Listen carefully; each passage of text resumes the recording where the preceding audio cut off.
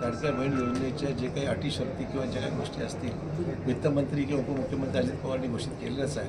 पण ठरल्याप्रमाणे पैसे देतात ना. 1500 रुपये जे ठरले होते त्यामुळे देणं चालूच आहे. आज हप्ता पडला होता या महिन्यात डिसेंबरचा. सर, कुणबीचे जे जात प्रमाणपत्र इश्यू झाले त्याला व्हॅलिडिटी मिळत नाही. नव्याने जे सरकारने आदेश काढले होते आणि ज्यांचे पुरावे भेटले 1962 पूर्वीचे त्यांना कुणबी प्रमाणपत्र सरसकट वाटप करण्यात आले. त्या बेसिसवर अनेक विद्यार्थ्यांनी MBBS सारख्या ठिकाणीही प्रवेश घेतलेला आहे, परंतु त्याची जात वैधता होत नाहीये. 15 दिवसाचा फक्त अवधी आहे. नाही, खरं म्हणजे मागच्या काळात सुद्धा हा विषय ज्यावेळेस आला ते स्वतः जातीने लक्ष घालून आपल्या जिल्ह्यामध्ये 450 सर्टिफिकेट्स जिल्हाधिकाऱ्यांच्या आम्ही देऊ लागले, आम्ही दिलेले आहेत.